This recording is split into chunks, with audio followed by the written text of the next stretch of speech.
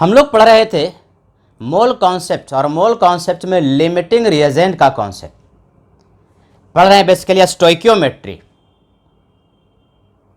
और स्टोइकियोमेट्री क्या होता है? केमिकल रिएक्शन के बारे में स्टडी और उसमें जो कैलकुलेशन होता है उसी के बारे में हम लोग पढ़ते हैं स्टोइकियोमेट्री में।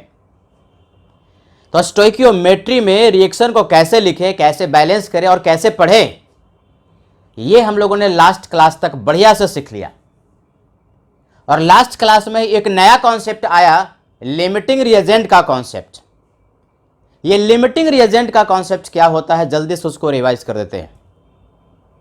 कोई भी मान लो कि एक रिएक्शन हो रहा है जिसमें कि एक से ज्यादा रिएक्टेंट है, तो हो सकता है कि दूसरे के रिस्पेक्ट में कोई रिएक्टेंट कम हो, जितनी जरूरत है उतना नहीं है बल्कि उससे कम है। तो दूसरे के रिस्पेक्ट में जो रिएक्टेंट कम पड़ जाए उसको कहते हैं लिमिटिंग रिएजेंट, शॉर्ट फॉर्म में एलआर। अब ये जो लिमिटिंग रिएजेंट है वो 100% प्रोडक्ट में कन्वर्ट हो जाता है यदि रिएक्शन को होने दिया जाए पूरा। और मान रहे रिएक्शन कंप्लीट हो रहा है तो कंप्लीट किसके अनुसार होगा? जो लिमिटिंग रिएजेंट है वो 100% प्रोडक्ट में कन्वर्ट हो जाएगा और जो एक्सेस होगा वो बच जाएगा। लिमिटिंग रिएजेंट का कॉन्सेप्ट वैलिड है जबकि एक से ज्यादा रिएक्टेंट होते हैं। पहला पॉइंट, लिमिटिंग रिएजेंट रिएक्शन में पूरा रिएक्ट कर जाता है, कंज्यूम हो जाता है। और प्रोडक्ट का डिटर्मिनेशन यानी प्रोडक्ट कितना बनेगा इसके बारे में भी जानकारी लिमिटिंग रिएजेंट से ही मिलती है। लिमिटिंग रिएजेंट पता कैसे चले? तो एक तो पढ़ करके रिएक्शन को पढ़ लिया, पता चल गया कि कौन कम है और कौन ज्यादा। तो तरीका नंबर 1 पढ़ करके। तरीका नंबर 2 लास्ट क्लास में सिखाया था कि जितने भी नंबर ऑफ मोल रिएक्टेंट का दिया उनके रिस्पेक्टिव स्टोइकियोमेट्रिक कोएफिशिएंट से डिवाइड कर दो। जो लिस्ट रेशियो होगा वही लिमिटिंग रिएजेंट कहलाएगा। तो डायरेक्टली ही इस कॉन्सेप्ट को हम लोग न्यूमेरिकल से समझते हैं। जो लास्ट क्लास में हम लोग ने कॉन्सेप्ट सीखा था, न्यूमेरिकल में इस कॉन्सेप्ट को अप्लाई करेंगे। तो question number 1,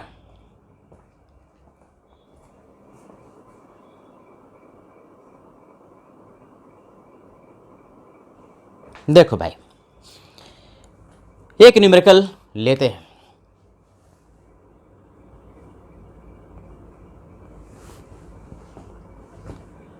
four mole of N2 and 15 mole of H2 were taken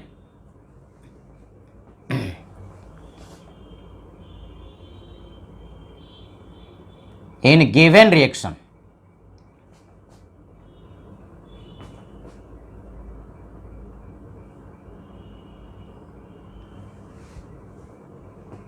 एक रिएक्शन दिया हुआ है, इसमें कुछ क्वेश्चन पूछेगा। क्वेश्चन का part A, which is limiting reagent. देखो लिमिटिंग रिएजेंट को शॉर्ट फॉर्म में एलआर कह रहे हैं, तो यहां पर हम एलआर लिख रहे हैं। एलआर का मतलब क्या? Limiting reagent. सर ये घेर क्यों रहे? नहीं भी घेरो तो कोई बात नहीं, बस हम लिखना चाह रहे हैं limiting reagent. B, which is excess reagent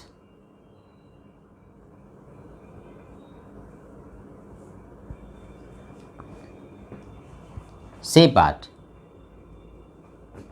calculate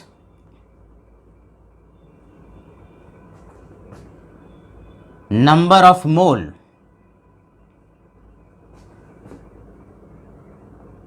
of product. Product कौन है? NH3 बनेगा। फॉर्म्ड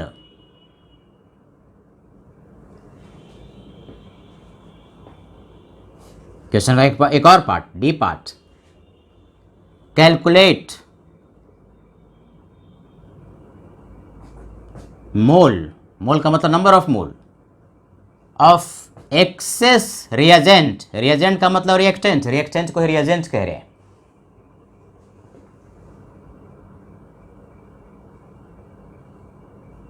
left unreacted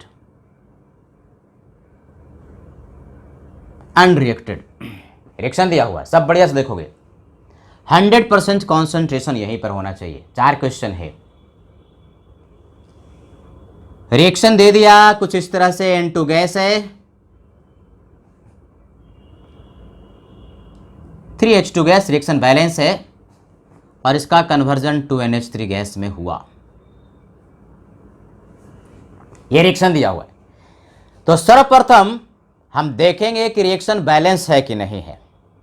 रिएक्शन यदि बैलेंस नहीं होगा तो सर्वप्रथम रिएक्शन को बैलेंस करते हैं। तो ये रिएक्शन ऑलरेडी बैलेंस है। अगर बैलेंस नहीं रहता तो रिएक्शन को बैलेंस करते।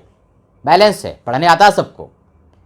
N2 का 1 मोल H2 के 3 मोल के साथ रिएक्ट करेगा 100%, तो NH3 का 2 मोल प्रोड्यूस करेगा। ये तो शुरुआत से ही पढ़ने आता है आपको। अब इस क्वेश्चन में t इक्वल टू 0 पर, इस क्वेश्चन में t इक्वल टू 0 पर, मतलब शुरुआत में जो नंबर ऑफ मोल दिया है उसको लिखना है। N2 का कितना मोल लिया? 4 मोल। मोल लिख रहे हैं सब। और H2 का कितना मोल लिया? 15 मोल। ये क्वेश्चन में दिया है कि H2 का 15 मोल और N2 का 4 मोल लिया गया था शुरुआत में, t इक्वल टू 0 पर। तो t इक्वल टू 0 पर प्रोडक्ट कितना था? प्रोडक्ट अभी कहां था? प्रोडक्ट तो बनेगा ना, जब ये आपस में रिएक्ट करेगा तो प्रोडक्ट बनेगा। यानी प्रोडक्ट शुरुआत में नहीं था तो क्या लिखोगे? 0। पार्शियल रिएक्शन जब लास्ट क्लास में लिखना सिखाया तो ऐसे लिखना सिखाया था, t इक्वल टू 0 का मतलब शुरुआत में, इनिशियली, है कि नहीं? अब पूरा कौन रिएक्ट करेगा? जो लिमिटिंग रिएजेंट है। कैसे पता चलेगा भाई? तो देखो ध्यान से, क्वेश्चन का ए पार्ट पहले करते हैं। ए पार्ट के लिए क्या कैलकुलेट करते हो? रेशियो कैलकुलेट करते हो। रेशियो कैलकुलेट करते हो। और रेशियो जो आप कैलकुलेट करते हैं वो कैसे कैलकुलेट करते हैं? 2 रिएक्टेंट है, एक N2 है तो 4N2 पहले निकाल लेंगे और फिर H2 के लिए रेशियो निकालेंगे। ये रेशियो कैसे कैलकुलेट करते हो? रेशियो कैलकुलेट करने के लिए जितना नंबर ऑफ मोल दिया हुआ है रिएक्टेंट का, जैसे N2 का नंबर ऑफ मोल 4 है तो 4 को डिवाइड करेंगे उसी का स्टोइकियोमेट्रिक कोएफिशिएंट से। कितना स्टोइकियोमेट्रिक कोएफिशिएंट है? 1, तो 1 से डिवाइड किया तो ये रेशियो आया 4। H2 का नंबर ऑफ मोल कितना है? 15, तो 15 को डिवाइड करेंगे किसे? उसी का स्टोइकियोमेट्रिक कोएफिशिएंट से, 3 से, तो रेशियो आ गया 5, 3 5 15। तो आप देखेंगे कि ये जो रेशियो आया उसमें सबसे कम रेशियो किसका है? लिस्ट कौन है? कौन कम है? 4 है कि 5? 4 कम है। ये लिस्ट रेशियो हुआ सबसे कम, मिनिमम रेशियो हुआ। लिस्ट का मतलब मिनिमम। तो जो लिस्ट रेशियो दिया उसी के करस्पॉन्डिंग जो रिएक्टेंट है वो लिमिटिंग रिएजेंट हुआ। यानी कि N2 के लिए छोटा रेशियो आया तो N2 रिएक्टेंट जो है वो LR हुआ। तो आंसर आ गया, लिमिटिंग रिएजेंट। ये कौन हुआ? N2। N2 is limiting reagent, है ना? इंटरेस्टिंग। और एक्सेस में क्या हुआ? ये क्या आंसर आ गया? बी वाला पूछता है एक्सेस में कौन है?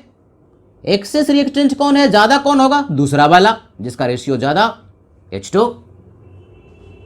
तो 2 आंसर आ गया। यानी बेसिकली क्वेश्चन का पहला पार्ट और दूसरा पार्ट करना तो बड़ा आसान है, पढ़ के भी कर सकते थे। तुम होशियार बच्चे हो। 1 मोल के साथ 3 मोल, N2 का 1 मोल H2 के 3 मोल के साथ रिएक्ट करेगा। 1 मोल के साथ 3 मोल तो 4 मोल के साथ 12 मोल चाहिए।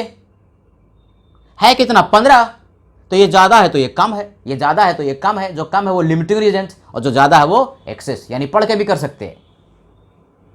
और नहीं तो रेशियो निकाल लिया, मोल divide by stoichiometric coefficient, mole divide by stoichiometric coefficient, 4/1 4, 15/3 5। तो रेशियो ये मिनिमम आया। जो मिनिमम रेशियो आया वही लिमिटिंग रिएजेंट कहलाया और जिसका रेशियो ज्यादा है वो एक्सेस कहलाया। अगर इसका 12 मोल दिया हुआ रहता तो दोनों का रेशियो बराबर आ जाता, ये भी 4 ये भी 4। उस केस में कौन लिमिटिंग रिएजेंट होता? कोई नहीं। जितनी जरूरत है उतना ही है, ना तो कोई कम है ना तो कोई ज्यादा है। तो ए पार्ट और बी पार्ट तुम्हारा हो गया। स्क्रीनशॉट लो, नोट कीजिए इसको। अब इसके आगे वाला पार्ट करेंगे।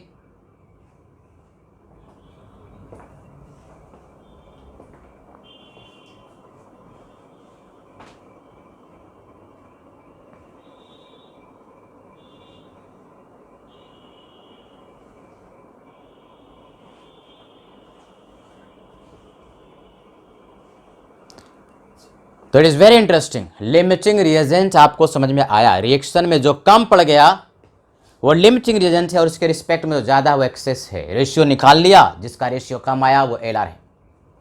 क्वेश्चन का बी पार्ट अब देखोगे ध्यान से, क्वेश्चन आगे हम कैसे करते हैं। सॉरी सी पार्ट, बी तो हो गया। सी पार्ट कहता है calculate number of mole product formed. Product जो NH3 बनेगा उसका अब कितना मोल बनेगा। तो क्या सिखाया था, लिमिटिंग रिएजेंट ही प्रोडक्ट के बारे में डिसाइड करता है। लिमिटिंग रिएजेंट पूरा रिएक्ट करेगा तो प्रोडक्ट में भी वही पूरा कन्वर्ट होगा। यानी यहां से यहां पढ़ोगे, जो लिमिटिंग रिएजेंट है उसके अनुसार आप पढ़ेंगे तो प्रोडक्ट मिलेगा। जो एक्सेस में कुछ बच जाएगा तो प्रोडक्ट में कन्वर्ट नहीं हो पाएगा। तो यहां से अगर यहां पढ़ोगे तो गलत हो जाएगा, क्योंकि 100% कन्वर्ट नहीं हो रहा है, कुछ बच रहा है। तो लिमिटिंग रिएजेंट ही सब कुछ अब डिसाइड करने वाला है। लिमिटिंग रिएजेंट अब रिएक्शन का राजा महाराजा सम्राट हो गया, हर चीज वही डिसाइड करेगा, है कि नहीं। तो पढ़ते हैं, ऐसे पढ़ेंगे। आफ्टर रिएक्शन, जैसे पार्शियल में लिखते थे आफ्टर रिएक्शन, तो यहां पर भी लिखेंगे क्या, आफ्टर रिएक्शन।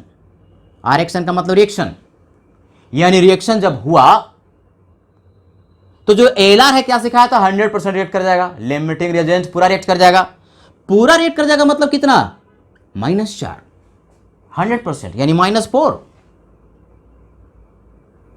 और ये कितना बनेगा कौन डिसाइड करेगा, ये 1 मोल देता है 2 मोल, 1 मोल देता है 2 मोल, तो 4 मोल देगा 8 मोल। ये 8 मोल बनेगा। प्लस लिख सकते हो, प्लस नहीं भी लिखो तो कोई दिक्कत नहीं, ये प्रोडक्ट है और कोई साइन नहीं लिखा तो प्लस ही होता, यानी ये 8 मोल NH3 का बनेगा। ये 4 मोल जाएगा तो इसके अनुसार 1 मोल देगा, 2 मोल, 4 मोल देगा, 8 मोल। यानी बेसिकली क्वेश्चन का बी पार्ट भी हो गया। यहां लिख रहे हैं क्वेश्चन का बी पार्ट आपको आ गया बच्चे। Sorry C part, C part में कहता है कि प्रोडक्ट कितना बनेगा, NH3। तो NH3 जो प्रोडक्ट है फॉर्म्ड कितना मोल, 8 मोल। कौन डिसाइड किया, लिमिटिंग रिएजेंट। अब एलआर ही सब कुछ डिसाइड करेगा। बार बार कह रहे हो सम्राट है पूरे रिएक्शन का। सर इसके अनुसार क्यों नहीं पढ़े, इसके अनुसार पढ़ेंगे तो ये पूरा कन्वर्ट ही नहीं हो रहा ना, ये तो कुछ बचेगा, एक्सेस में है तो प्रोडक्ट तो नहीं बनेगा, उसका 100% प्रोडक्ट नहीं बनेगा। अब आगे बात करते हैं, ये तो खत्म हो जाएगा, पूरा रिएक्ट करेगा जो लिमिटिंग रिएजेंट है। ये एलआर हो गया, देखो हम घेर दे रहे हैं।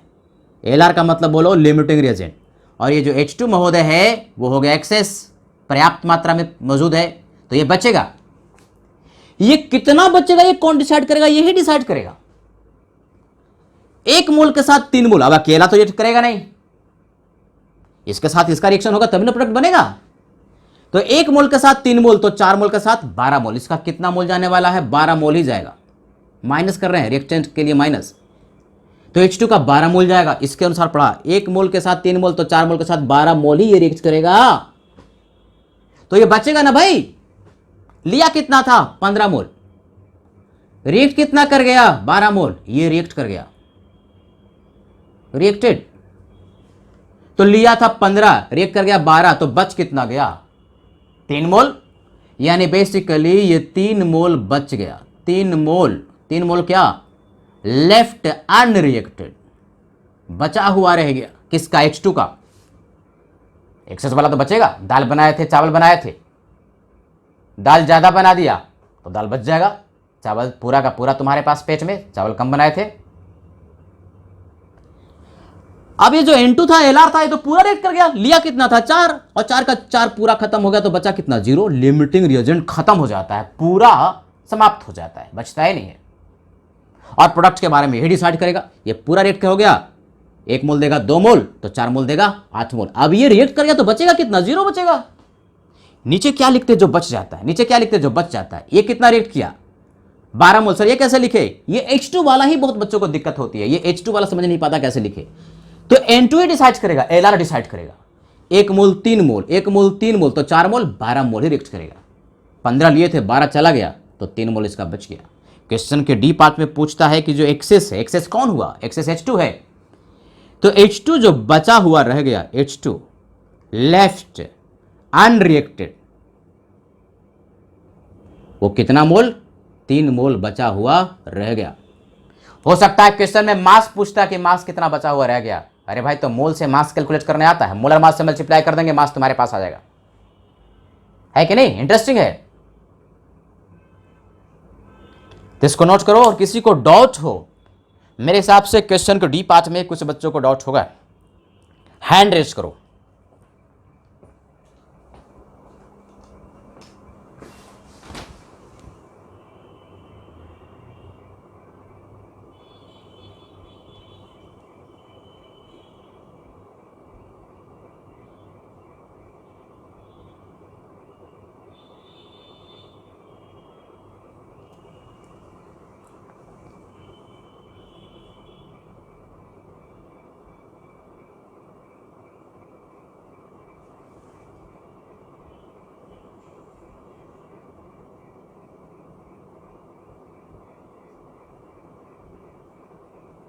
बोलो बेटा, क्वेश्चन बोलो। सर वहाँ पर आप 4 में से 4 घटा कर 0 क्या बोलते हैं और नेगेटिव बचा, समझ गए, पर 15 में से जैसे 12 घटा है तो 12 कहाँ से लिए, थोड़ा एक बार समझाइए। इतना चिल्ला चिल्ला के क्या बता रहे थे, सो रहा था क्या?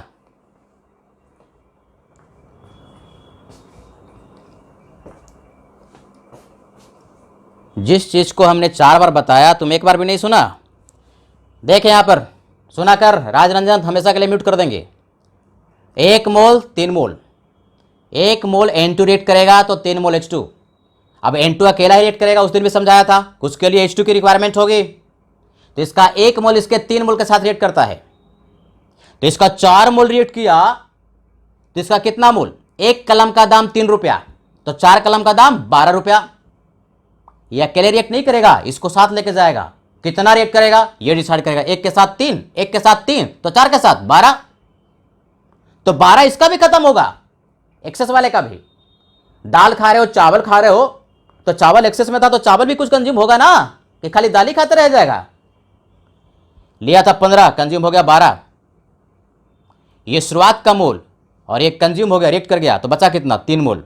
तो जो बच जाता है वो लिख रहे हैं, ये खत्म पूरा, LR पूरा रिएक्ट कर जाता है। H2 वाला जो एक्सेस वाला है वो कुछ बचेगा, कितना रिएक्ट करेगा कौन डिसाइड करेगा, जो लिमिटिंग रिएजेंट है। प्रोडक्ट के बारे में ये डिसाइड कर लिया, यहां से 1 मोल 2 मोल तो 4 मोल 8 मोल देगा।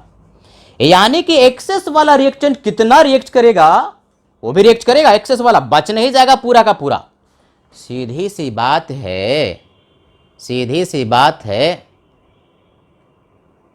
कि अगर आपने दाल और रोटी बनाया तो हो सकता है कि रोटी ज़्यादा हो और दाल कम पड़ जाए। इसका अर्थ थोड़ी है कि रोटी पूरा का पूरा बनाया जो बच जाएगा। जितना दाल खाया उसके अनुसार रोटी भी तो खाएगा ना। मान लिया 1 कटोरी दाल के साथ 3 रोटी खाता है, 2 कटोरी दाल बनाया था 6 रोटी खाएगा, बनाया था 10 रोटी तो 6 रोटी पेट में और 4 रोटी बच गया। ऐसे समझो, वैसे ही चल रहा है, ये पूरा खत्म हो गया। अब ये भी रिएक्ट करेगा, कौन डिसाइड करेगा, यही 1 मोल 3 मोल के साथ, तो 4 मोल 12 मोल के साथ रिएक्ट करेगा। Isn't it? तो ये तुम्हारे पास आंसर आ जाता है। चलो भाई, अब इसी को थोड़ा आगे बढ़ाते हैं। ऐसा एक नहीं, एक से ज्यादा न्यूमेरिकल, बहुत सारे न्यूमेरिकल करने वाले हैं। एकदम बिल्कुल लिमिटिंग रिएजेंट का कॉन्सेप्ट 100% क्लियर हो जाना चाहिए। और सुना करो जो हम बताते हैं, बढ़िया से एकदम ध्यान देकर के सुना करो, और टाइम पर आइए। कुछ बच्चा अभी थोड़ी देर पहले आया है। दूसरा क्वेश्चन लेते हैं, चलो इसी क्वेश्चन को लेते हैं। अभी यही रहने देते हैं, मतलब रिएक्शन यही रहने देते हैं। एक ही रिएक्शन से बहुत सारा चीज हम लोग सीख सकते हैं। अब N2 का यहां पर मोल नहीं बल्कि मास दे दिया। मान लो 112 ग्राम ऑफ N2 लिया गया, एंड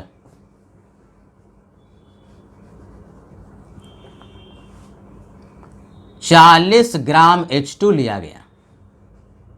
अब क्वेश्चन बिल्कुल वैसे ही, 100% क्वेश्चन वही है, हर चीज वही रह गया,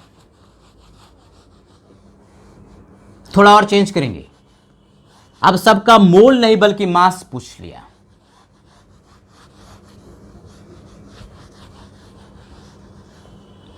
मोल नहीं बल्कि सबका मास पूछ लिया। Calculate mass of excess reactant या रिएजेंट लेफ्ट अनरिएक्टेड। प्रोडक्ट का भी मास ही पूछ लिया। अब जरा देखते हैं कि क्या क्या दिया हुआ है। रिएक्शन दिया हुआ है, रिएक्शन दिया हुआ है N2 महोदय H2 के साथ रिएक्ट किए तो NH3 दिया। रिएक्शन बैलेंस है, अगर बैलेंस नहीं रहता तो सर्वप्रथम रिएक्शन को बैलेंस करते। बैलेंस है भाई, बैलेंस करने की जरूरत नहीं है, ऑलरेडी बैलेंस दिया हुआ है। तो क्या सिखाया था, रिएक्शन को हम कैसे पढ़ते हैं, मोल में पढ़ते हैं कि मास में पढ़ते हैं? या तो मोल में पढ़ते हैं या तो मॉलिक्यूल में पढ़ते हैं, मास में नहीं पढ़ते। स्टोइकियोमेट्री से मास का रिलेशनशिप नहीं बल्कि मोल का होता है या मॉलिक्यूल का होता है। मोल की बात करा तो मोल में पढ़ेंगे। यानी सर्वप्रथम अगर केमिकल रिएक्शन में रिएक्टेंट का मास दिया है तो इसको कन्वर्ट कर लो किसमें, मोल में। मोल निकालने आता है बच्चे आपको? तो क्या कर लिया कि मोल कैलकुलेट कर लिया N2 का, मोल ही चाहिए हमको। T = 0 पर मोल कैलकुलेट कर लिया। मोल कैसे कैलकुलेट करते हैं बच्चे, देखोगे सब ध्यान से। मोल कैलकुलेट करने के लिए जो मास दिया हुआ है उसको इसी के मोलर मास से डिवाइड कर देते हैं। N2 का कितना होता है, 14 × 28, ये कितना मोल हो गया, 4 मोल। और H2 का मास दिया 40 ग्राम, और H2 का मोलर मास कितना, 2, तो कितना मोल हो गया, 20 मोल। यानी क्वेश्चन में बहुत बार सिखाया, लास्ट क्लास में सिखाया, आज फिर सिखा रहे हैं। क्वेश्चन में अगर मास ग्राम में दिया हुआ है बच्चे, तो उस मास जो कि ग्राम में उसको आपको चेंज कर लेना है मोल में, और फिर जैसे पढ़ते थे वैसे। T = 0 पर प्रोडक्ट था क्या, नहीं था, 0 था ही नहीं प्रोडक्ट, जो भी था रिएक्टेंट ही लिए थे। T = 0 मतलब शुरुआत में। देखो एक ही सेंटेंस को हम कितनी बार बोलते हैं, एकदम बैठ जाना चाहिए, छप जाना चाहिए बिल्कुल। अब हमको पता करना है कि लिमिटिंग रिएजेंट कौन है। क्वेश्चन का ए पार्ट और बी पार्ट तो फटाक से पता कर सकते हैं। लिमिटिंग रिएजेंट पता करने के लिए क्या सिखाया, रेशियो कैलकुलेट करते हैं। किसका, जो भी रिएक्टेंट है उनका। रिएक्टेंट कौन कौन है, रिएक्टेंट है N2, तो N2 का रेशियो कैलकुलेट करेंगे। और किसका, H2 का। रेशियो कैसे निकालते हो, जितना मोल दिया उसको स्टोइकियोमेट्रिक कोएफिशिएंट से डिवाइड करते हैं। N2 का मोल कितना, 4, इसका स्टोइकियोमेट्रिक कोएफिशिएंट 1 है तो 4 हुआ। H2 का मोल कितना, 20, स्टोइकियोमेट्रिक कोएफिशिएंट 3 है तो 3 से डिवाइड किया, ये कितना हो गया, 6.666। ऐसा हमें लिस्ट रेशियो देखना है, जो छोटा रेशियो है वही लिमिटिंग रिएजेंट होगा। कौन सा छोटा रेशियो है, 4, ये लिस्ट रेशियो हो गया। इसमें तो कोई कंफ्यूज नहीं करता, ये तो तुरंत क्वेश्चन में बच्चा बता देता है कि रेशियो निकाला। फेवरेट होता है बच्चों का ये क्वेश्चन, पटाख से कर लेता है। तो पता चल गया क्वेश्चन का ए पार्ट, लिमिटिंग रिएजेंट आपको मिल गया जिसका रेशियो कम था, N2। बस पहला क्वेश्चन दूसरे क्वेश्चन में फर्क यह है कि पहले क्वेश्चन में मोल दिया, इसमें मास की बात किया हुआ है। और क्वेश्चन का बी पार्ट, एक्सेस में कौन है, एक्सेस रिएजेंट कौन है। सर रिएजेंट रिएक्टेंट क्या, रिएजेंट कहो या रिएक्टेंट कहो दोनों में कोई फर्क नहीं। एक्सेस कौन है, दूसरा वाला H2। H2 गैस जो है वो एक्सेस में है, ज्यादा है, पर्याप्त मात्रा में, जितनी जरूरत है उससे ज्यादा है। दो आंसर आ गया, यहां तक किसी को कोई डाउट तो होता ही नहीं। अगर रेशियो बराबर आ गया होता तो सर, रेशियो बराबर आने का मतलब है कि जितनी रिक्वायरमेंट है दोनों का उतना ही है, ना तो कोई कम है ना तो कोई ज्यादा। रोटी और दाल उतना ही बनाया गया जो कि एक दूसरे के साथ 100% कंज्यूम हो जाए, ना तो रोटी बचेगा ना तो दाल। रेशियो बराबर अगर आ गया तो कोई भी लिमिटिंग, कोई भी एक्सेस नहीं होगा, बल्कि जितनी जरूरत है उतना ही है। तो 2 पार्ट हो गया, स्क्रीनशॉट लो इसका। अगला पार्ट करते हैं।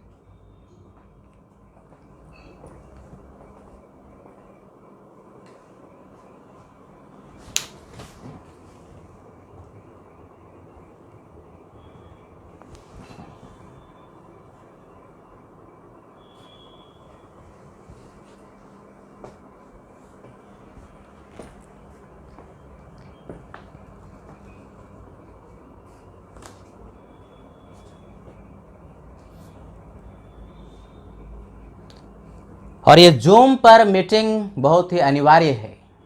कोई स्टूडेंट सोचता है कि बाद में देख लेंगे, उसके लिए बाद में रिस्ट्रिक्शन लग जाएगा। ये ऑनलाइन क्लास लाइव इसलिए दे रहे हैं कि बच्चा लाइव पढ़े और डायरेक्ट जो हम पढ़ा रहे हैं यहीं पर सीखे। किसी कारणवश नेटवर्क की प्रॉब्लम थी या कोई और कारण हुआ तब आपके लिए अपलोडेड जो है वो है, या फिर रिवीजन के लिए है कि नहीं। तो किसी किसी केस में हम अपलोड, अगर यही कुछ बच्चे एब्सेंट रहते हैं काफ़ी दिनों तक, तो फिर अपलोडिंग का प्रोसेस कुछ दिनों के लिए हम रोक भी सकते हैं। तो बी केयरफुल, आपको लाइव में आना बहुत ज़रूरी है। चलो भाई, क्वेश्चन का पार्ट सी करते हैं। वैसा ही क्वेश्चन है, क्या कहता है, कैलकुलेट नंबर ऑफ, अब ये नंबर ऑफ मास नहीं बल्कि सिर्फ मास कहते हैं, मास।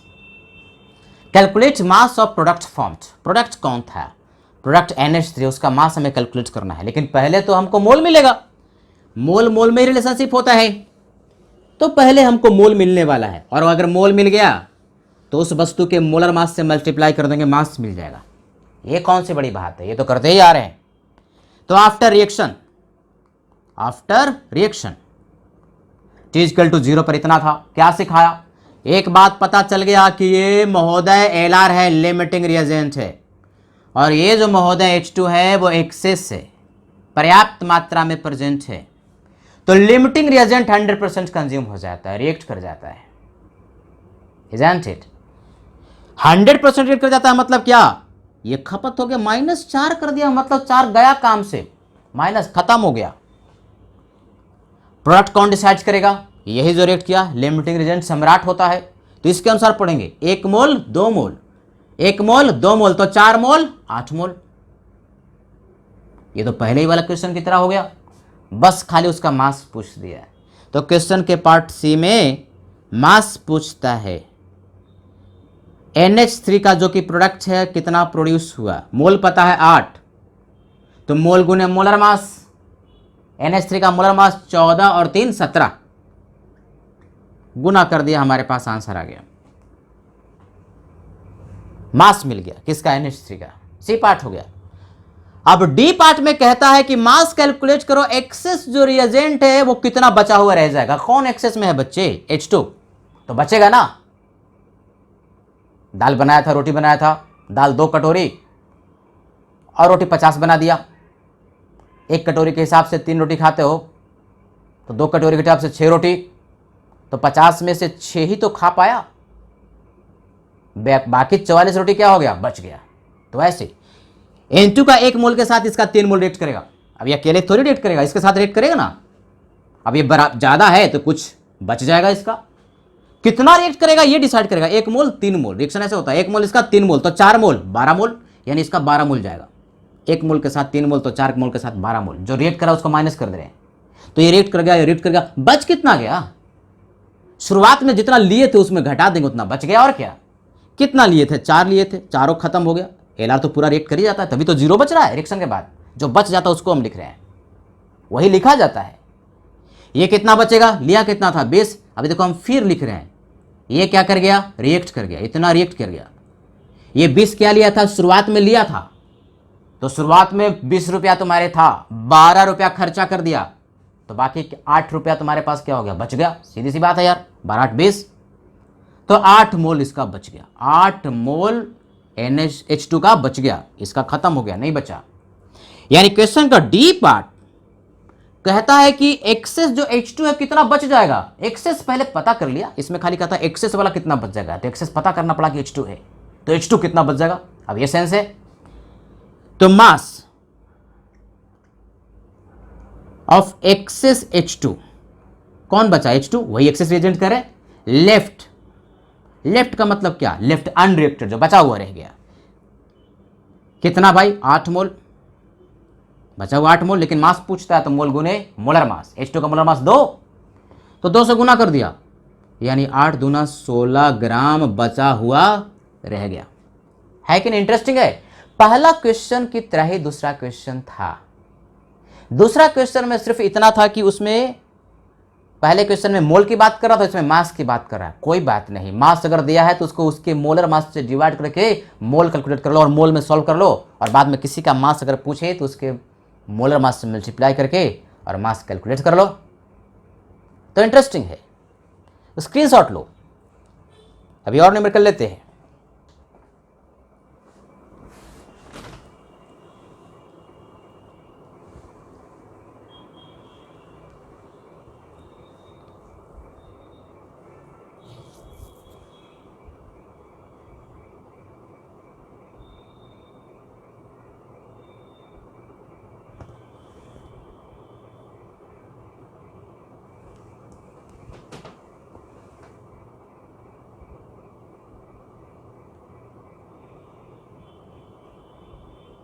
बोलो शिवली। सर हमको एलआर पता चल जाएगा तो उसी से सारा का मोल डिसाइड करेंगे। हाँ, एलआर सम्राट होता है, सब चीज़ वही डिसाइड करेगा। प्रोडक्ट जैसे सीधी सी बात है, रोटी सब में जितना तुम रोटी खाएगा वही प्रोडक्ट में कन्वर्ट ना होगा, जितना दाल खाएगा वही प्रोडक्ट में कन्वर्ट होगा। तो जो कम बनाया जो पूरा खाया प्रोडक्ट में कन्वर्ट हो, एनर्जी उसे मिल जाएगी। इसी तरह से जो कम है वो पूरा रिएक्ट कर रहा है, जो पूरा रिएक्ट कर रहा है वही पूरा प्रोडक्ट में भी कन्वर्ट होगा, और जो एक्सेस वाला है वो बच जाएगा। लेकिन एक्सेस वाला कुछ रिएक्ट भी करेगा, कौन डिसाइड करेगा? जो लिमिटिंग रिएजेंट है वही डिसाइड करेगा कि एक्सेस वाला भी कितना रिएक्ट करेगा। Very good. हाँ, एक्सेस सारा वही डिसाइड करता है बच्चे।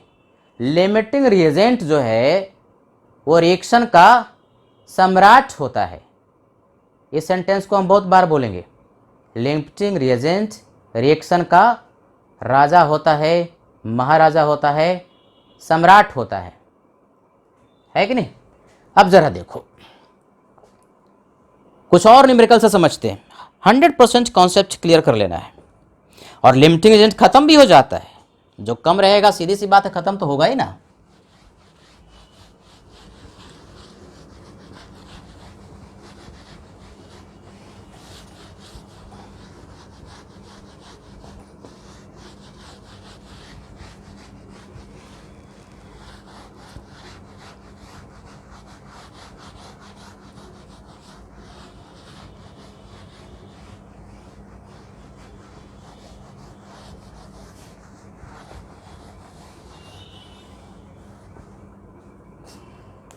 देखो सब ध्यान से, क्वेश्चन नंबर 3 लेते हैं।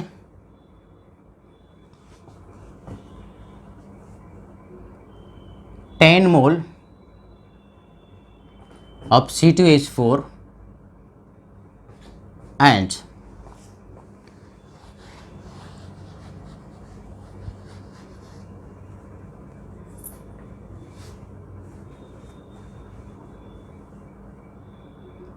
320 gram of O2 were taken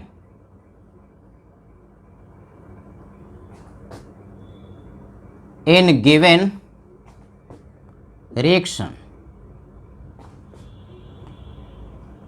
Calculate mass of excess reactant left unreacted। इसमें एक ही क्वेश्चन पूछा, लेकिन मास कितना एक्सेस का बच जाएगा इसके लिए तुमको एलआर भी पता करना पड़ेगा, एक्सेस वाला ही पता करना पड़ेगा, तब जाकर के पता चलेगा कि कौन एक्सेस है और वो कितना बचेगा। यानी क्वेश्चन का पार्ट सी करने के लिए ए करना जरूरी है और बी करना जरूरी है। रिएक्शन दिया हुआ है, और रिएक्शन अगर नहीं भी दिया हुआ है तो पढ़ते पढ़ते ज्ञान हो जाना चाहिए। हाइड्रोकार्बन का O2 के साथ रिएक्शन है, कंबशन भी कहते हैं। इसका रिएक्शन पहले भी बहुत बार लिखा और आज फिर लिख रहे, पढ़ते पढ़ते बहुत सारा रिएक्शन का ज्ञान हो जाता है। तो C2H4 है, गैस होता है, O2 गैस होता है, लिखा। प्रोडक्ट क्या मिलेगा? CO2 गैस, और क्या मिलेगा? H2O liquid. कुछ भी नहीं लिखा तो मानेंगे कि नॉर्मल कंडीशन में ये रिएक्शन हो रहा है, जिसमें कि वाटर लिक्विड हो गया। रिएक्शन का बैलेंस होना जरूरी है। बिना बैलेंस किए हुए स्टोइकियोमेट्री का क्वेश्चन करते नहीं सर। ये स्टोइकियोमेट्री क्या? और स्टोइकियोमेट्री का मतलब केमिकल रिएक्शन, और उसमें जो रिएक्शन हो रहा है उसके करस्पॉन्डिंग जो न्यूमेरिकल है, कैलकुलेशन है, वो करना, वो ये स्टोइकियोमेट्री है। रिएक्शन का बैलेंस होना जरूरी है। बैलेंस अभी नहीं दिया, अनबैलेंस लिख दिया, इधर रिएक्टेंट उधर प्रोडक्ट। कार्बन का 2 एटम इसको बहुत बार बैलेंस करना सीखा है। इधर 1 था, 2 से गुना कर दिया। हाइड्रोजन का 4, इधर कितना 2, किससे गुना करोगे 2 से। अब ऑक्सीजन काउंट करते हैं, इधर 2, इधर 2 दूना 4 और 2 6, तो इधर 2 है, किससे गुना कर दे 3 से। रिएक्शन बैलेंस हो गया। पढ़ने भी सबको आता है, सब एकदम बिल्कुल होशियार हो गया। C2H4 का 1 मोल O2 के 3 मोल के साथ रिएक्ट करेगा तो CO2 का 2 मोल देगा और H2O का 2 मोल देगा। ये तो आपको बढ़िया से पढ़ने आ गया है। जिसको पढ़ने आ गया उसके लिए तो दुनिया कुछ भी नहीं है, बहुत आसान हो गई। अब इसमें C2H4 का मोल दिया और O2 का मास दिया, कोई बात नहीं यार, दोनों का मोल कैलकुलेट कर लेंगे। मोल से ही किया करो, मोल से ही करना है, पढ़ते मोल से है तो कन्वर्ट भी करना पड़ेगा मोल से। कुछ भी दिया, मास दिया या फिर मॉलिक्यूल की संख्या दे दिया तो एवोगाड्रो नंबर से डिवाइड करके मोल में कन्वर्ट कर लेंगे। तो T=0 का मतलब क्या, शुरुआत में इसका कितना मोल लिया 10 मोल लिया। इसका तो मास दिया, मोल निकालना पड़ेगा ना। मास कितना दिया 320 ग्राम दिया। मोल कैसे निकालते हो, मोलर मास से डिवाइड कर देते हैं। किसका मोलर मास, O2 का। सर ये 3O2 का मोलर मास नहीं कि O2 का। अरे कंपाउंड O2 ना है कि 3O2 है। 3 तो उसका स्टोइकोमेट्रिक कोएफिशिएंट है जो कि डिसाइड करता है कि आपस में किनका कितना रिएक्शन हो गया। कंपाउंड O2 मास उसका O2 का, तो मोलर मास भी O2 का। 1 मोल के मास को मोलर मास कहते हैं। कितना 16 दूना 32, तो कितना मोल 10 मोल बच्चे। यानी इनडायरेक्टली क्वेश्चन में कह रहा है कि दोनों का 10-10 मोल लिया गया। प्रोडक्ट ये 0 और ये शुरुआत में 0 नहीं था। हो सकता है कि प्रोडक्ट के बारे में पूछता रिएक्शन के बाद। अब कहता है कि एक्सेस वाला रिएक्टेंट कितना बच जाएगा रिएक्शन के बाद, तो इसमें हमको पता करना पड़ेगा कि एक्सेस कौन है लिमिटिंग कौन है, तभी तो हो पाएगा। तो कैसे पता करेंगे, सिखाया था कि रेशियो पहले निकालते हैं।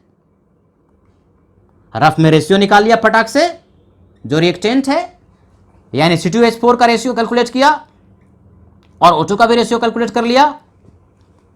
तो रेशियो जब कैलकुलेट किया C2H4 का तो कितना मोल है 10 मोल। तो 10 को डिवाइड कर दिया किसके, इसके स्टोइकोमेट्रिक कोएफिशिएंट से 1 से, तो 10/1 कितना हुआ 10। O2 का कितना मोल 10 मोल, स्टोइकोमेट्रिक कोएफिशिएंट 3, ये कितना हो गया 3.33। हमको लिस्ट रेशियो ढूंढना है बच्चे, लिस्ट रेशियो। दोनों में से कम कौन है, ये लिस्ट है।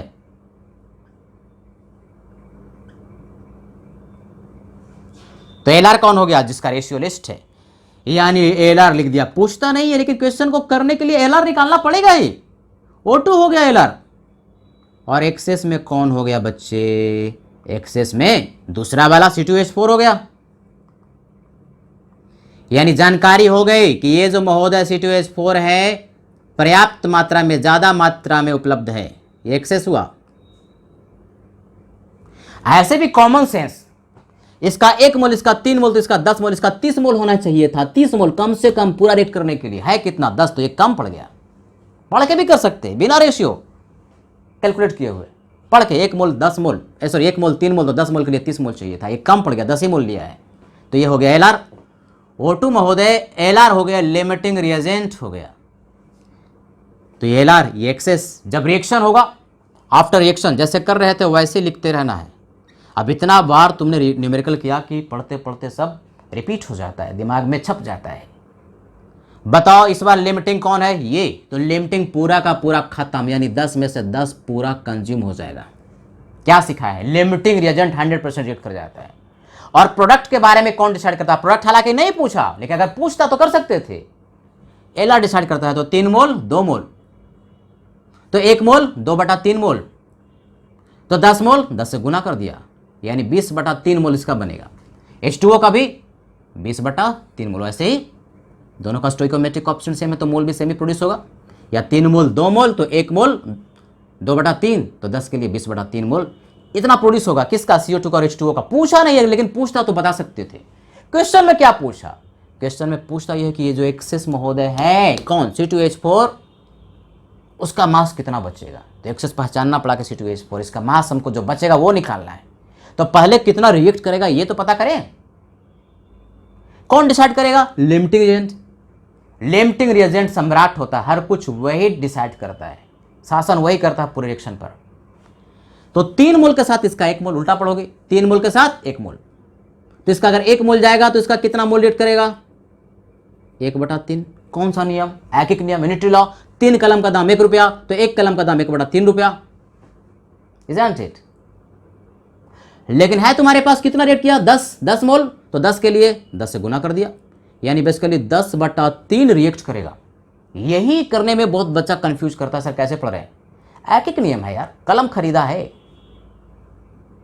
कलम खरीदा है ना, तो 3 कलम का दाम 1 रुपया, तो 1 कलम का दाम 1/3 रुपया, तो 10 कलम का दाम 1/3 गुने 10। ये एलआर वाला डिसाइड कर रहा है इतना रिएक्ट करेगा। लिया कितना था? 10 मोल, ये इतना रिएक्ट कर गया। लिया कितना था? 10 मोल, तो 10 में से इसको घटा दो, 10 दिया 30, घटाओ 10 यानी 20, 20/3, 20/3 मोल इसका बच गया। इतना क्या बच गया? किसका? एक्सेस रिएक्टेंट जो C2H4 है उसका बच गया। सिंपल है, घटा दिए। यही क्वेश्चन में पूछता है कि C2H4 यानी जो भी एक्सेस है, पहचानना पड़ा कि C2H4 एक्सेस है, तो एक्सेस वाला का मास कितना बच जाएगा? आंसर लिख सकते हैं, यानी कि C2H4 जो कि एक्सेस है, लेफ्ट का मतलब बच गया। कितना मोल बच गया? 20/3 मोल बच गया। क्या पूछता है? मोल पूछता है कि मास पूछता है? मास पूछता है। तो क्या इसका मास निकाल सकते हैं कितना बच गया? क्या करते हो? मोल में इस कंपाउंड के मोलर मास से मल्टीप्लाई कर देते हैं। मोलर मास C2H4 का कितना? तो 12 दूना 24 और 4 28, 28 से गुना कर दिया, यानी कि 28 दूना 56, 560/3 ग्राम। इतना मास ग्राम में C2H4 जो एक्सेस है उसका बच जाएगा। स्क्रीनशॉट लो इसका, और किसी को अगर डाउट है तो हाथ खड़ा करो।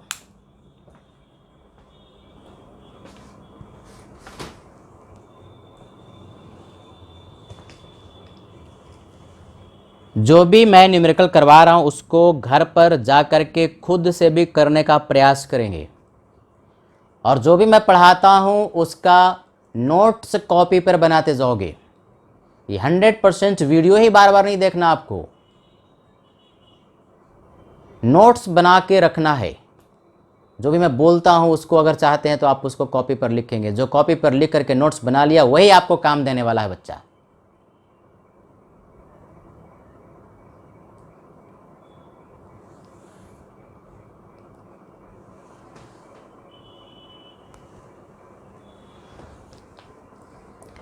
तो चलो भाई आगे बढ़ते हैं। आप तो एकदम बिल्कुल लिमिटिंग रिजल्ट वाला क्वेश्चन देगा ना, तुम इधर का उधर कर दोगे, पटाख से क्वेश्चन को सॉल्व कर लोगे, टाइम ही नहीं लगेगा सॉल्व करने में। तो चलो आगे बढ़ते हैं। अब यदि रिएक्टेंट की संख्या 3 हो तो ऐसा भी तो हो सकता है। अभी तक तो 2 ही लिया, मिनिमम तो 2 होना ही चाहिए। लिमिटिंग रिएजेंट का कॉन्सेप्ट वैलिड तभी है जबकि रिएक्टेंट की जो संख्या है वो 1 से ज्यादा होगी, यानी रिएक्टेंट जो है 2 होना चाहिए, 2 से ज्यादा। तो क्वेश्चन मैक्सिमम 2 वाला ही होता है, लेकिन कभी कभी क्वेश्चन 3 वाला भी पूछ सकता है। इसमें रिएक्टेंट 3 है, तो चलो 3 वाला लेकर के देखते हैं। देखोगे सब ध्यान से। Question number 4,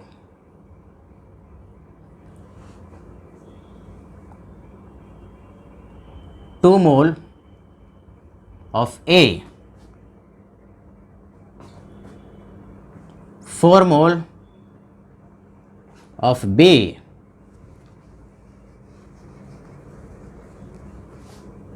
12 mole of B, and 32 mole of C were taken.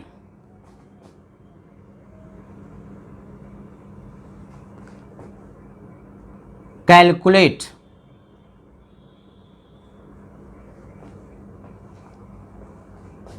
mole of D and A produced.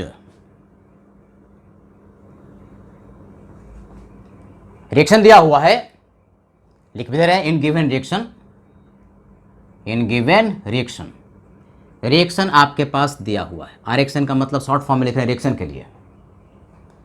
अब ये क्वेश्चन है और क्वेश्चन में रिएक्शन दिया हुआ, रिएक्शन अपने से नहीं लिखना है, रिएक्शन इज गिवन। मान लो कि रिएक्शन कुछ इस तरह से है, 2A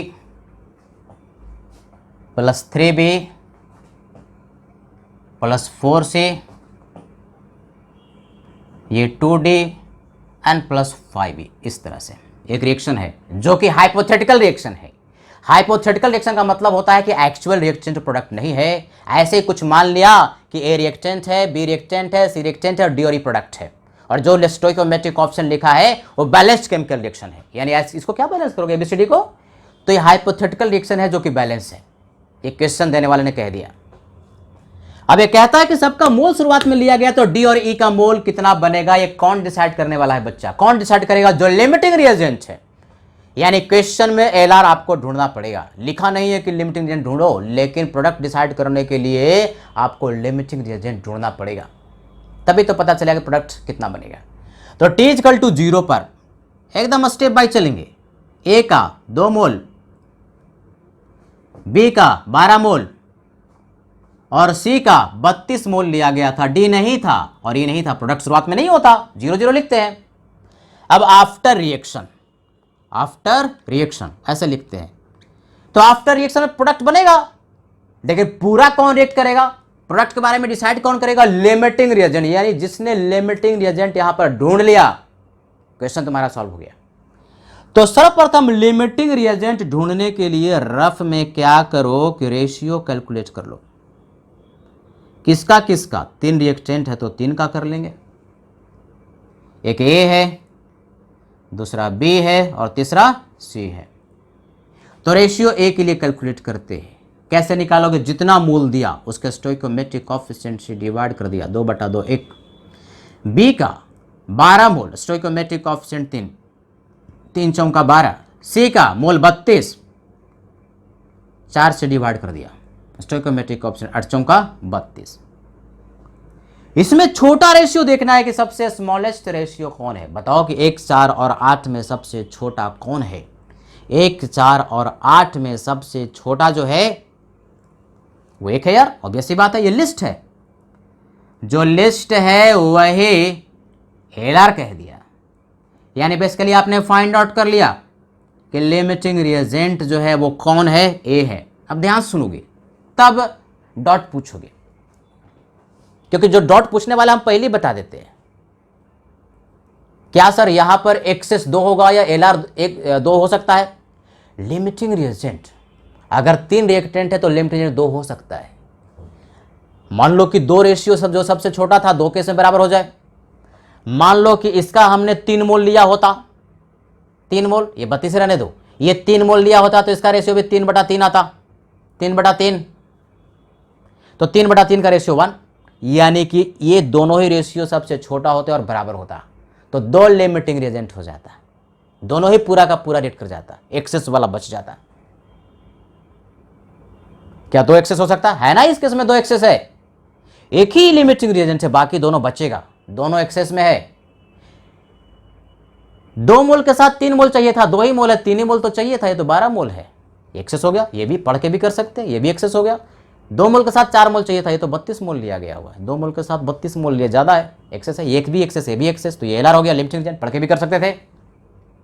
यानी हमने फाइंड आउट कर लिया कि ए जो है एलआर है और बाकी एक्सेस है। तो प्रोडक्ट के बारे में कौन डिसाइड करेगा, लिमिटिंग रिएजेंट। बार बार कह रहे हैं, लिमिटिंग रिएजेंट शहंशाह होता है, राजा होता है, सम्राट होता है, सब कुछ वही डिसाइड करता है। तो लिमिटिंग पूरा खत्म भी हो जाता है, त्याग देता अपने आप को, त्याग दिया 100%, राज त्याग दिया, वनवास चला गया, यानी खत्म। ये -2 प्रोडक्ट कौन कन्वर्ट होगा, यही वाला, ये डिसाइड करेगा। तो 2 मोल 2 मोल 2 मोल 2 मोल, 2 ही मोल तो लिया था, 2 ही मोल कन्वर्ट होगा तो इसका 2 मोल मिलेगा। आंसर हुआ, डी के लिए आंसर हुआ। 2 मोल 5 मोल के लिए, 2 मोल 5 मोल, तो इसका 2 ही मोल तो जा रहा है, इसका कितना मोल बनेगा, 5 मोल, ये भी आंसर हुआ। यही दोनों आंसर हो गया, इससे ज्यादा आपको करने की जरूरत नहीं है, आंसर आ गया। अगर यही पूछता है कि डी का कितना मोल और ई का कितना मोल बनेगा, एलआर फाइंड आउट कर लिया, एलआर के अनुसार पढ़ लिया, काम तुम्हारा हो गया। ये 2 मोल बनेगा, ये 5 मोल बनेगा, दोनों के लिए आंसर आ गया, आंसर यही हो गया। लेकिन इसमें अगर आगे कहता कि एक्सेस वाला जो रिएक्टेंट है कितना कितना बच गया, जैसे कहता कि बी और सी कितने बच गए, तो जो बच गए उसको निकाल सकते हैं। कौन डिसाइड करता है, बोलो कौन डिसाइड करता है? लिमिटिंग रिएजेंट, वही सब कुछ डिसाइड करता है। ये अकेले थोड़ी रेट करेगा, इसके साथ ये भी करेगा, इसके साथ ये भी करेगा, सब आपस में तीनों ही एक साथ रेट करेगा तभी प्रोडक्ट मिलेगा। कौन डिसाइड करेगा? ये तो कितना मोल लिया? 2 मोल। 2 मोल के लिए कितना मोल की रिक्वायरमेंट है? 3 मोल, तो इसका भी 3 मोल जाएगा। 2 मोल के लिए कितना मोल की रिक्वायरमेंट है? 4 मोल। 2 मोल 4 मोल, तो 2 ही मोल तो जा रहा है, तो इसका भी 4 जाएगा। सॉरी, 2 मोल के लिए 4 मोल, तो 2 ही मोल लिया है, 4 मोल इसका जाएगा। बच कितना जाएगा? लिया था 12, 12 घटाओ 3, लिया था 32, 32 घटाओ 4, यानी कि ये बच गया 9 मोल। ये बचा हुआ रह गया, जो बच जाता है वो नीचे लिखते हैं। ये कितना बचेगा? ये तो खत्म हो जाएगा, 2 में से 2 पूरा चला गया। ये कितना बचेगा? 4 घटा दो, 28 मोल, ये बच गया। लेकिन ये पूछा नहीं, अगर पूछता तो बता सकते थे, तुम स्मार्ट हो, पूछेगा फटाक से, जिसको लिखने आ गया इसमें कुछ भी पूछ ले बता देंगे। पूछा तो ये है कि डी और ई का कितना मोल बना। सर ये डी और ई का मास पूछता तो क्या करते? डी और ई का मास तुमसे तभी पूछेगा जबकि डी और ई का मोलर मास लिख देगा, और डी और ई तो हाइपोथेटिकल ऐसी कोई प्रोडक्ट है, उसका मोलर मास थोड़ी ना कुछ है। अगर कह दिया कि ये मोलर मास है तब तो निकाल सकते हो, अदरवाइज मोल ही निकाल सकते हो उसका। नोट कीजिए, किसी को डाउट है तो हैंड रेज करो। बहुत इंटरेस्टिंग लिमिटिंग रिएजेंट है, और इसको बढ़िया से सीख लेना बच्चे। लिमिटिंग रिएजेंट का कॉन्सेप्ट ना हर जगह जरूरत पड़ता है, और 2 साल गुजर जाने के बाद बच्चा जब टारगेट में चला जाता है तो टारगेट में भी उसको नहीं पता चलता कि लिमिटिंग रिएजेंट वाला क्वेश्चन कैसे करें। लेकिन आपको अभी से ही होशियार होना है, you have to be smart. 100% आपको इस कॉन्सेप्ट पर, पूरे मोल कॉन्सेप्ट पर कमांड होना चाहिए।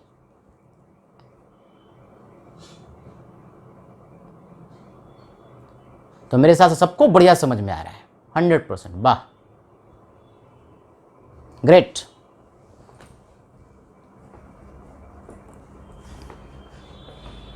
चलो, अब ये थोड़ा सा क्वेश्चन हल्का सा डिफिकल्ट लेते हैं। ये तो पूरा कॉन्सेप्चुअल क्वेश्चन आप सीख चुके कैसे कैसे होता है। थोड़ा सा इसके डिफिकल्टी लेवल को हम लोग बढ़ाते हैं, ज़्यादा नहीं बढ़ाएंगे, थोड़ा सा ही बढ़ाएंगे, क्योंकि आईआईटी एडवांस में ना थोड़ा सा डिफिकल्टी लेवल तुमको हार्ड कर देगा, लेकिन कॉन्सेप्ट वही इस्तेमाल होगा। जिसको कॉन्सेप्ट आता है फिर क्या डिफिकल्टी लेवल यार, सब इक्वली आसान होता है या तो सब इक्वली डिफिकल्ट है। Question number 5, equal mass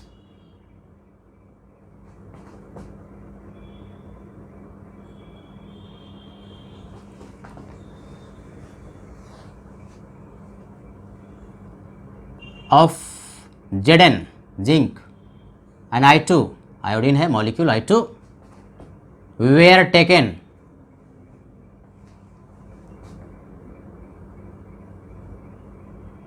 in given reaction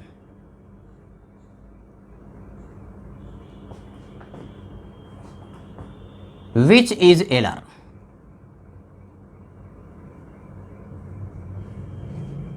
LR का मतलब लिमिटिंग एजेंट कौन है, and calculate fraction of excess reactant fraction पूछ रहा है, एक नया टर्म आ गया फ्रैक्शन। फ्रैक्शन समझना जरूरी है।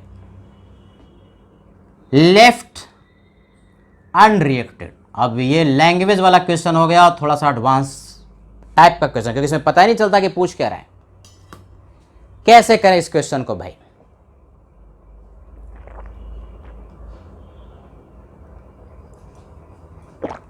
देखोगे पहले तो रिएक्शन दिया हुआ है, ये भी कह देगा, ऐसे लिखा हुआ रहेगा Zn का एटॉमिक मास 65 ऐसे लिखा रहेगा, इसमें एटॉमिक मास देता है, और I का मतलब आयोडीन का 127, ये सब एटॉमिक मास दिया हुआ है, दिया हुआ रहेगा। इसकी चिंता नहीं करनी है। रिएक्शन दिया हुआ है, Zn और I2 के बीच में रिएक्शन हुआ और प्रोडक्ट ZnI2 बना।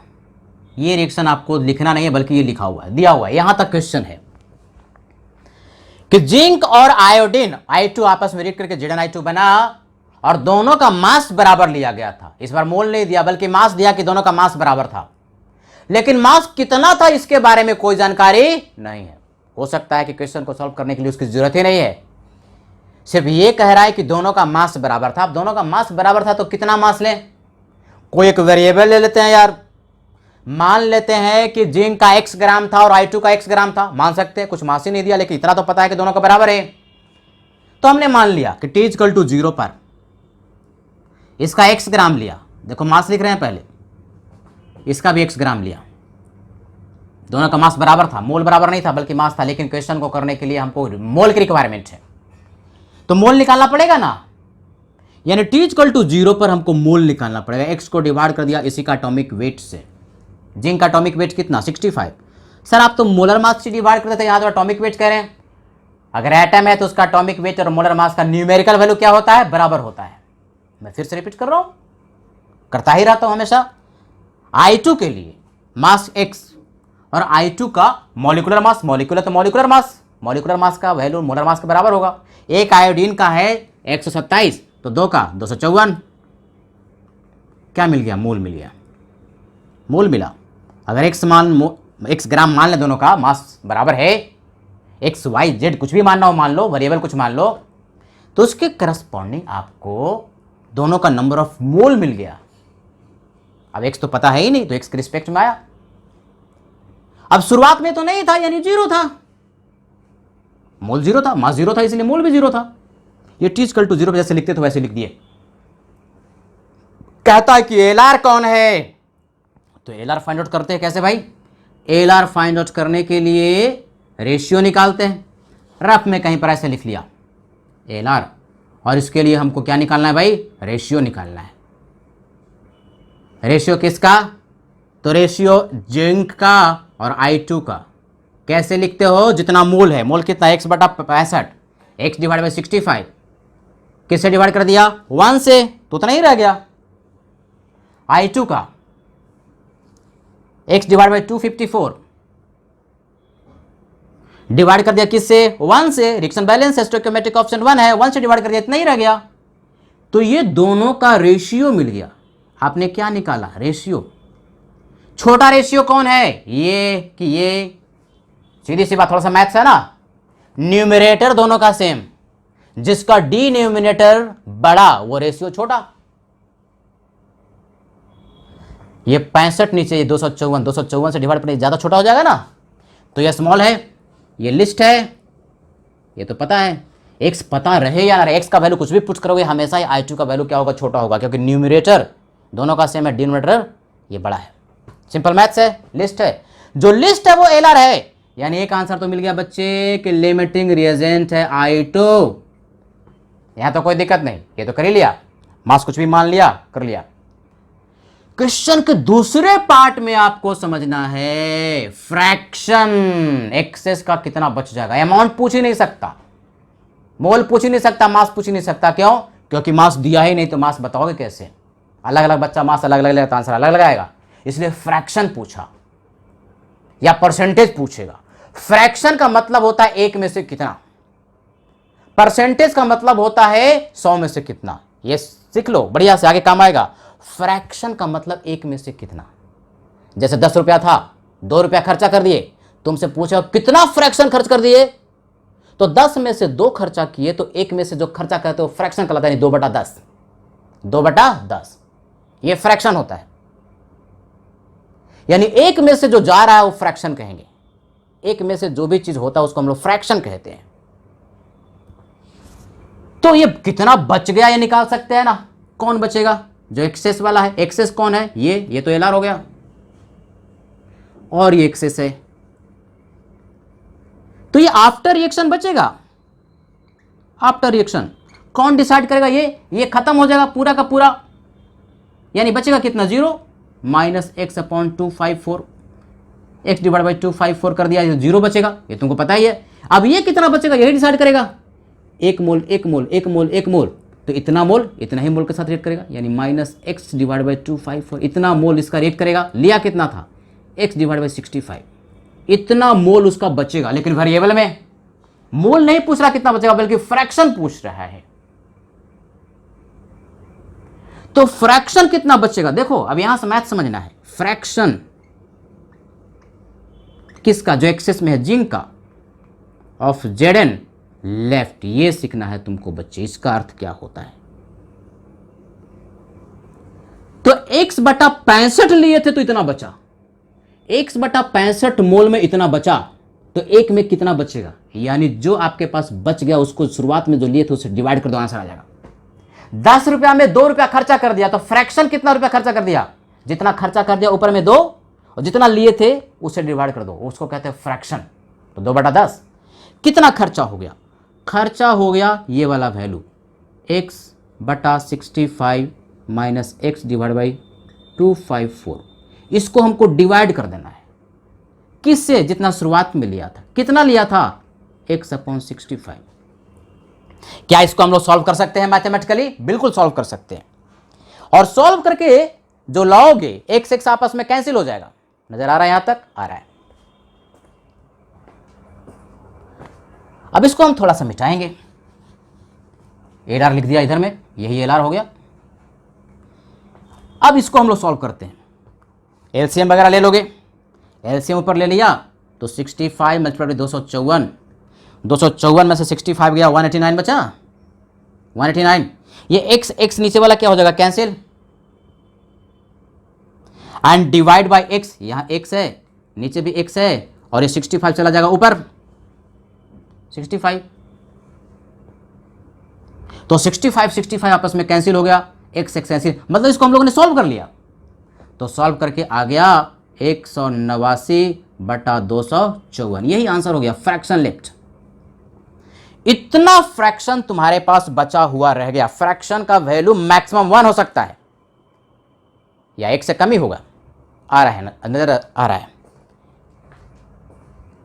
अब ये सर थोड़ा सा हमको कम समझ में आया क्योंकि इसमें मैथ्स इन्वॉल्व हो गया, कोई बात नहीं, मैथ्स इन्वॉल्व हुआ तो भी समझ सकते हैं। फ्रैक्शन जिसको समझ में आ गया काम हो गया। देखो पहले ये सिंपल ऐसे समझो, 10 रुपया तुमको दिया गया, खर्चीले बच्चे थे, 8 रुपया खर्चा कर दिया। कोई कहे कि कितना फ्रैक्शन खर्च हो गया तुम्हारा, तो 1 रुपया अगर होता उसमें जो खर्च करते ना वही फ्रैक्शन कहलाता है। 1 में से जितना करते हो फ्रैक्शन, तो 10 में से 8, 10 में से 8 खर्चा हुआ तो 1 में से 8 बटा 10, 0.8, यह फ्रैक्शन हुआ। फ्रैक्शन मतलब 1 में से कितना, तो खर्चा कितना हुआ, x बटा 65 में से x अपॉन 254 चला गया, इतना खर्चा हो गया। तो बच कितना गया, इतना बच गया, ये बच गया। तो क्या पूछता है, fraction of excess reactant left and reactant, कितना बच गया। तो जो बच गया ऊपर में, जो बच गया ऊपर में, और जितना लिए थे उससे डिवाइड करते तो फ्रैक्शन इतना बच गया। अगर कहता फ्रैक्शन रिएक्ट कितना कर गया, तो रिएक्ट कितना गया, x डिवाइड बाई 254, ये लिखते जो रिएक्ट किया, डिवाइड बाई दिस वैल्यू, तो इतना फ्रैक्शन तुम्हारा रिएक्ट कर गया। जैसे कोई कह दे 10 रुपया तुमको दिया गया, 8 रुपया खर्च कर दिए, तो कितना फ्रैक्शन बच गया, तो खर्च करने के बाद बचा कितना, 2, तो 2 ऊपर में, और जितना लिए थे 10 से डिवाइड कर दोगे, फ्रैक्शन उतना बच गया। यानी एक में से जो तुम डिसाइड कर रहे हो ना कि जितना खर्चा हो गया कितना बच गया, वही फ्रैक्शन खर्च हो गया या वही फ्रैक्शन बच गया। बच गया तो बच गया, जो खर्च हो गया खर्च हो गया, ऐसे निकाल लेंगे। यहां पूछता कितना बच गया, तो बचाइए, और बटा जितना लिया था वही फ्रैक्शन कहलाता है। इस फ्रैक्शन को कैलकुलेट करने में ना कितना अमाउंट शुरुआत में लिए थे उस पर डिपेंड नहीं करेगा, क्योंकि शुरुआत वाला अमाउंट डिफाइन कर दिया, उसमें डिफाइन जी है 1 में से कितना। तो जो भी अमाउंट हो, x लोगे तो x कैंसिल होगा, y लोगे तो y कैंसिल होगा, z लोगे तो z कैंसिल होगा, कुछ भी लोगे तो आपस में ऊपर नीचे वाला कैंसिल हो जाएगा। तो ये लिमिटिंग एजेंट का कॉन्सेप्ट था। और इस क्वेश्चन में अगर किसी को डाउट होगा तो कॉल करोगे, व्हाट्सअप करोगे। लास्ट वाला क्वेश्चन में आज के लिए इतना ही। मंडे को हमने बोला है डिस्कशन है 8:15, आज 14:15 पर ही। और डीपीपी नंबर जो अगला जो दिए थे मेरे हिसाब से 4 दिए थे डीपीपी नंबर, उसका डिस्कशन अगले क्लास में होगा। डीपीपी नंबर 4 का उसको आप करके लाएंगे, प्रैक्टिस करके लाएंगे बढ़िया से, है कि नहीं।